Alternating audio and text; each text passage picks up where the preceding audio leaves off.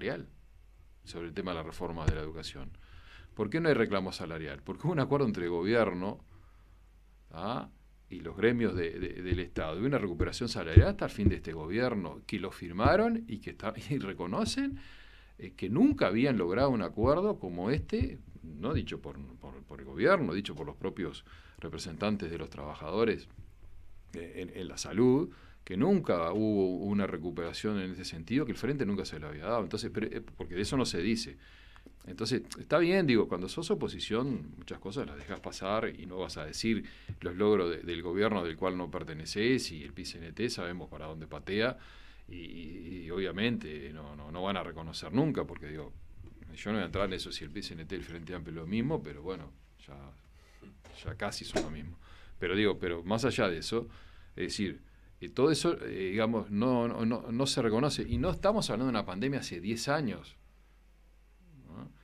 Estamos hablando de una pandemia que terminó el año pasado. Entonces, esas cosas, a mi entender, digamos, que están dejadas ahí. Es parte en del el juego, olvido. pero No, pero es parte del juego en el cual nosotros somos, digamos, se lo tenemos que hacer recordar a la gente.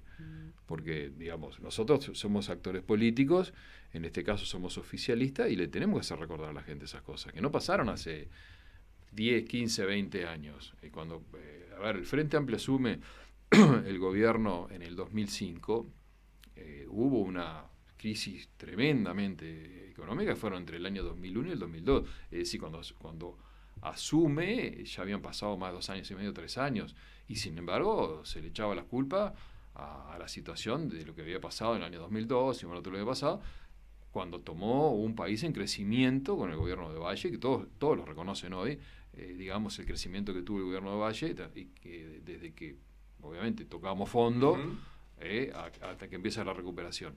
Digo, y no estoy hablando que el país en ese caso estuviera bien, estamos hablando de la situación en la cual el país vivió y que toma un gobierno, pero un gobierno en crecimiento, y nosotros tomamos un gobierno que no estaba en crecimiento. El Frente Amplio no dejó un gobierno en crecimiento, todo lo contrario, un déficit fiscal el más grande de la historia, casi 50.000 personas en el seguro de paro, con el mayor índice de los últimos años de desocupación de un 10,5%. Entonces no estábamos en el mejor momento y todavía a los 13 días de asumir tenés una pandemia. Entonces, esas cosas que vuelvo a insistir, en el juego político a veces vale todo, pero bueno, a ver, no fue una cosa que pasó, que cerramos un fin de semana, porque no sé, no fue una gripe aviar, fue una situación de una pandemia mundial en el cual, digo, a ver, miremos a los amigos que tenemos a los costados, porque ahora son los 2 amigos, antes era uno solo, para la oposición, y bueno, quedó el tendal, porque si lo hubiésemos seguido las recomendaciones del Frente Amplio, hubiésemos cerrado todo, hubiésemos parado la economía, y mirá cómo le fue a Argentina, con un 50% de pobreza. Entonces, digo, está bien ser oposición y nosotros entendemos y vamos arriba, y todo el juego político que conocemos, pero bueno, pero algunas cosas por lo menos nosotros entendemos que se hicieron de la mejor forma posible durante una pandemia y con logros importantes, porque ese acuerdo que se firma entre los gremios públicos, ¿tá?, y el gobierno es un hecho que no tiene muchos precedentes. Porque bueno, insistir para la gente que no, digamos que no sigue estos temas, a ver cuándo hablan de la reforma de la educación, ¿qué hablan? ¿Qué dicen? No les gusta la reforma. Ahora, no pueden hablar de los acuerdos salariales, que es un reclamo histórico que han tenido los maestros, más allá que uno diga tienen que ganar más y en eso vamos a estar de acuerdo y hay que darle lo más posible, pero entre ese acuerdo ingresaron los profesores y los maestros y todos los funcionarios de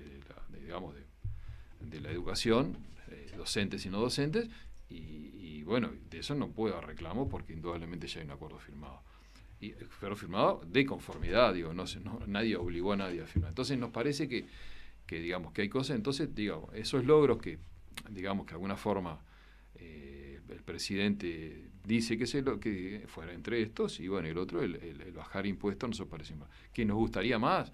Y nos gustaría que no existiera IRPF y nos gustaría que no existiera IAS, obviamente. Ahora, recordemos que los ingresos yo siempre digo, el Estado que hoy lleva adelante esta coalición de gobierno, que lleva adelante 15 años el Frente Amplio y para atrás todos los gobiernos, no genera recursos. Los recursos son de la gente.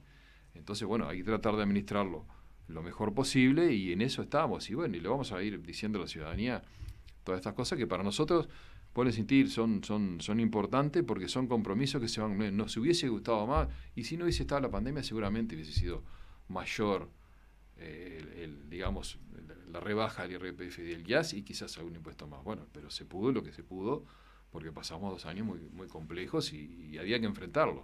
Y se enfrentaron, y las cuentas de alguna forma se prolijaron, creo que se han llevado en forma no austera, sino prolija, que son cosas diferentes y sin recortes, sino prolijas.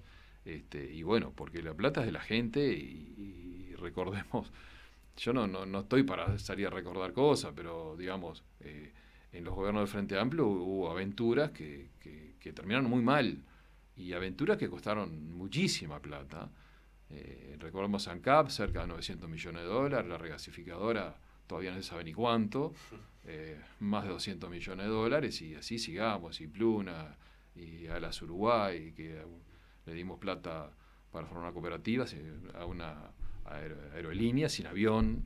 Digo, el único hecho de la historia que te puedes armar una aerolínea y no tenés aviones para volar, y después en vidrio, y sigamos.